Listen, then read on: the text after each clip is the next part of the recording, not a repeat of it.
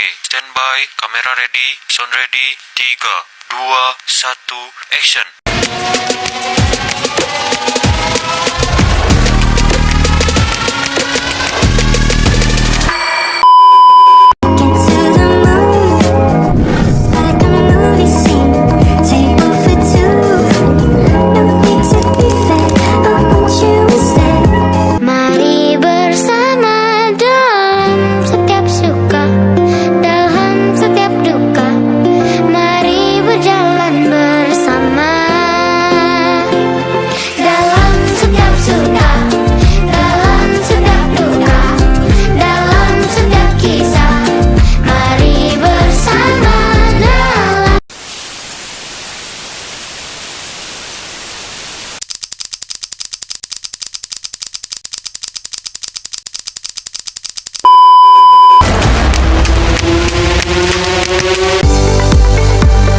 Korupsi merupakan tindakan yang merusak stabilitas sosial, ekonomi, dan nilai-nilai demokrasi serta moralitas masyarakat. Penanganan kasus korupsi sering melibatkan aparat penegak hukum seperti kejaksaan dan kepolisian dengan proses pembuktian yang ketat karena menyangkut unsur suap, gratifikasi, dan penyalahgunaan kewenangan.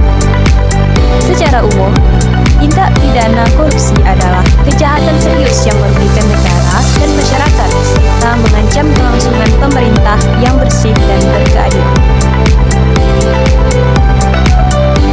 Tindak pidana korupsi diatur dalam Undang-Undang Nomor 31 Tahun 1999 yang mengandung beberapa unsur sebagai berikut. Pelaku bisa terdiri dari individu atau korporasi yang bertindak sendiri atau bersama-sama dalam lingkungan korporasi. Kedua, perbuatan tersebut bertentangan dengan hukum baik secara formil maupun materi.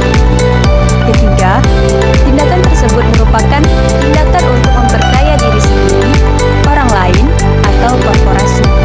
Dan yang terakhir, tindakan tersebut dapat merugikan keuangan negara atau menjatuhkan perekonomian suatu negara.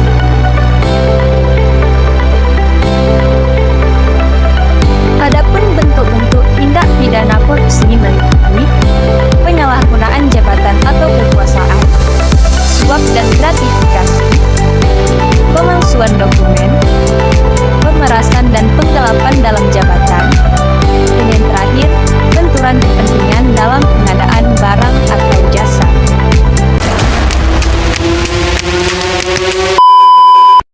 Dua orang yang ditahan adalah mantan Direktur PGN, Dani Praditya, dan mantan Komisaris PT IAE, Iswan Ibrahim. Komisi Pemberantasan Korupsi (KPK) telah menahan dua tersangka dalam kasus dugaan korupsi terkait jual beli gas di PT Perusahaan Gas Negara. PGN merupakan anak perusahaan dari PT Pertamina yang bergerak dalam bidang distribusi dan infrastruktur gas bumi di Indonesia. Kasus ini mencuat karena adanya dugaan manipulasi atau penyimpangan dalam proses jual beli gas yang dilakukan oleh oknum di PT PGN yang berakibat pada kerugian negara.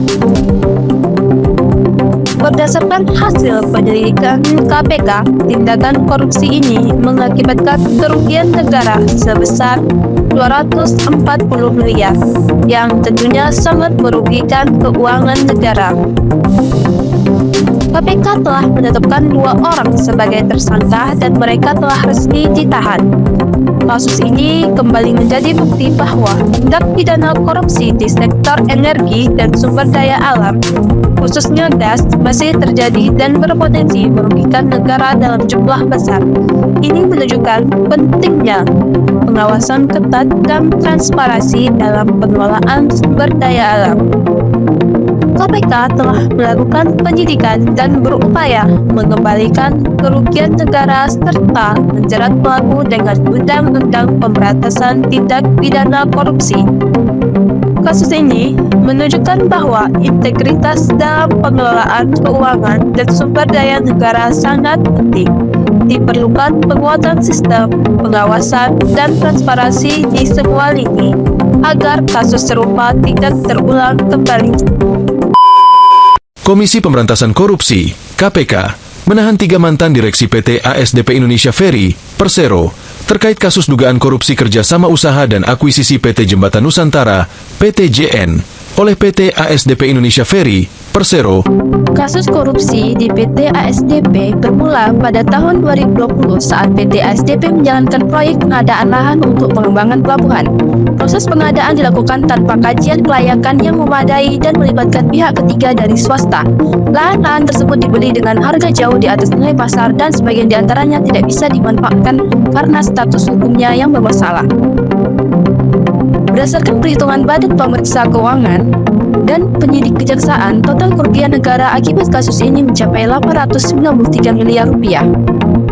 Dalam kasus yang menyebabkan kerugian negara sebesar 893 miliar ini, Kejaksaan Agung Republik Indonesia telah menetapkan beberapa orang sebagai tersangka, baik dari internal PT ASDP maupun pihak swasta yang terlibat. Yang pertama adalah mantan Direktur Utama PT ASDP, yang kedua mantan Korporat Sekretari, yang ketiga pihak swasta, dan yang terakhir adalah beberapa pejabat divisi investasi dan pengadaan yang ikut terlibat dalam pengurusan dokumen, pemalsuan laporan appraisal, dan memperlancar proses pembayaran lahan yang tidak sesuai dengan standar operasional. Kasus ini menunjukkan lemahnya sistem pengawasan dan akuntabilitas di tubuh BUMN, mencoreng citra PT ASDP dan merugikan pelayanan publik yang seharusnya ditingkatkan. Perlu reformasi tata kelola investasi dan pengadaan di BUMN serta penguatan fungsi audit internal dan eksternal. Penanganan tegas terhadap kasus ini diharapkan menjadi efek jera dan pembelajaran bagi BUMN lainnya. Dengan informasi terkini dari kasus dana hibah APBD Jawa Timur ini, sudah ada koresponden CNN Indonesia Nova Naya Antaka yang saat ini berada di gedung KPK Jakarta. Halo Naya, kalau kita bicara KPK sepertinya masih menunggu hasil dari penyidikan dan juga penggeledahan. Sejauh ini bagaimana dengan data-data dan juga statement terkait dengan saksi yang sudah diperiksa? Kemudian adakah pengembangan terbaru dari hasil penggeledahan? Bagaimana dengan kondisi terkini di sana? Silakan dengan laporan langsung Anda. Penggeledahan rumah anggota DPD RI Lanyala teliti oleh KPK terkait kasus dugaan korupsi dana hibah APBD Jawa Timur. Kasus ini bermula dari temuan KPK mengenai adanya penyalahgunaan dana hibah yang seharusnya digunakan untuk kepentingan masyarakat melalui berbagai organisasi kemasyarakatan. Dana hibah ini diduga dialokasikan secara tidak transparan dan digunakan untuk kepentingan pribadi atau kelompok tertentu.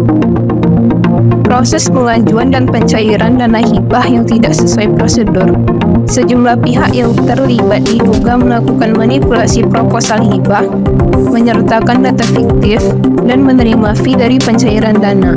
Berdasarkan penyelidikan, KPK menemukan bukti awal yang cukup untuk melakukan penggeledahan di beberapa lokasi, termasuk rumah Lanyala teliti. Hingga saat ini, proses penyidikan masih berlangsung dan belum ada pernyataan resmi bahwa Lanyala ditetapkan sebagai tersangka. Namun keterlibatannya sedang didalami oleh penyidik KPK. Kerugian negara dalam kasus dugaan korupsi dana hibah anggaran pendapatan dan belanja daerah Provinsi Jawa Timur diselidiki oleh KPK diperkirakan mencapai antara 1 triliun rupiah hingga 2 triliun rupiah. Angka ini berasal dari alokasi dana hibah untuk sekitar 14.000 kelompok masyarakat yang diduga disalahgunakan melalui mekanisme pokok pikiran anggota DPRD Jawa Timur. Dampak dari kasus ini sangat merugikan masyarakat karena dana yang seharusnya digunakan untuk pembangunan dan pemberdayaan justru dikorupsi. Selain itu, kasus ini menurunkan kepercayaan publik terhadap lembaga legislatif dan pemerintahan daerah. Kasus korupsi pengelolaan dan pengangkutan sampah, Wahyunoto ternyata sudah bekerja sama dengan Sukron Yuliadi Mufti untuk memenangkan tender proyek tersebut. Kasih Penkum Kejati Banten, Rangga Adekresna membenarkan jika Wahyunoto dan Sukron Yuliadi Mufti telah mengurus klasifikasi buku lapangan usaha Indonesia atau KBLI. kasus korupsi proyek Dinas Lingkungan Hidup Tangerang Selatan tahun 2024. Pada tahun 2024, Kejaksaan Tinggi Banten menetapkan seorang pejabat dari Dinas Lingkungan Hidup Kota Tangerang Selatan sebagai tersangka dalam kasus dugaan korupsi proyek pengelolaan sampah. Proyek ini memiliki nilai anggaran sebesar 75,9 miliar rupiah. Tersangka terbaru dalam kasus ini adalah Kepala Bidang atau Kabid Pengelolaan Sampah Dinas Lingkungan Hidup Tangerang Selatan. Ia ditetapkan sebagai tersangka setelah penyelidikan mendalam dan ditemukan adanya indikasi keterlibatan dalam penyalahgunaan anggaran proyek tersebut. Penyalahgunaan wewenang dalam proses perencanaan dan pelaksanaan proyek, korupsi anggaran di mana sebagian dana proyek diduga tidak digunakan sesuai peruntukannya. Potensi kerugian negara dari kasus ini sangatlah besar, mengingat total proyek mencapai hampir 76 miliar. Proyek ini berkaitan dengan pengelolaan sampah di Tangerang Selatan tahun anggaran 2024. Dalam prosesnya, ditemukan indikasi markup anggaran dan manipulasi laporan penggunaan dana. Tersangka tampak menangis saat digiring petugas, menunjukkan adanya tekanan psikologis dari kasus tersebut. Merusak kepercayaan publik terhadap Dinas Lingkungan Hidup dan pemerintah daerah, menimbulkan kerugian keuangan negara yang besar, menghambat program pengelolaan sampah dan kebersihan lingkungan di wilayah Tangerang Selatan. Kejaksaan menyatakan akan terus mengusut kasus ini hingga tuntas dan tidak menutup kemungkinan adanya tersangka lain. Kejaksaan juga menegaskan komitmen untuk menindak tegas segala bentuk korupsi, terutama yang merugikan masyarakat secara langsung.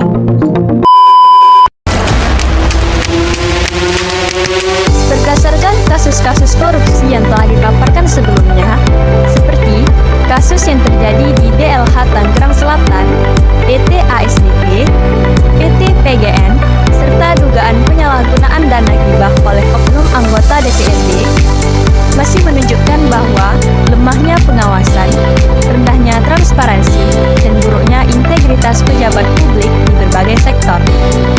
Dampak dari kasus-kasus ini sangat merugikan negara, baik secara finansial maupun dari segi kepercayaan masyarakat terhadap pemerintah. Hal ini menegaskan bahwa korupsi bukan hanya persoalan hukum, tetapi juga mencerminkan tata kelola pemerintahan yang belum berjalan dengan baik.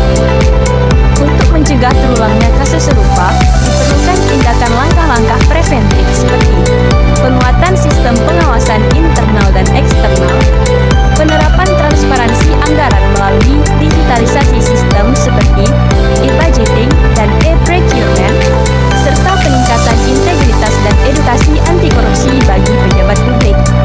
Selain itu, penguatan hukum harus dilakukan secara tegas tanpa pandang bulu, disertai dengan penyitaan aset hasil korupsi. Tak kalah penting, masyarakat dan media harus dilibatkan sebagai mitra dalam mengawasi kinerja pemerintah agar tercipta pemerintahan yang bersih dan akuntabel.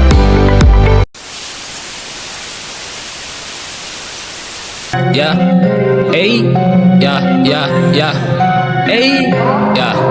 bila nanti ku berakhir di penjara karena lagu ngedis pejabat negara, di manakah kebebasan bersuara? Hanya dia melihat rakyat sengsara. Ya.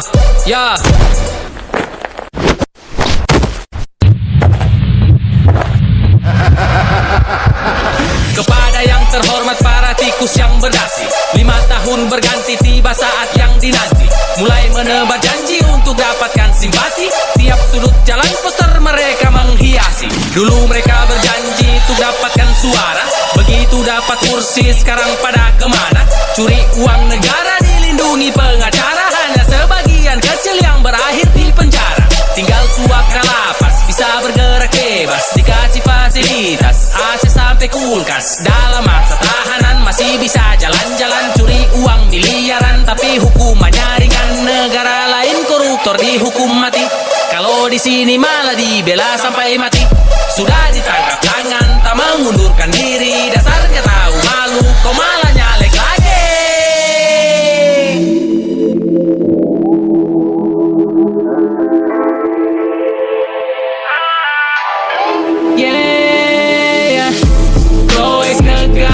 toko dijadiin dapur. Sisa anggaran pun dibawa kabur. Orang berduit seenaknya mengatur. Hukum yang ada gampang bisa diatur. Aku sebut dia Sanusi, yeah. Santun tapi korupsi, yeah. Aku sebut dia Sanusi, yeah.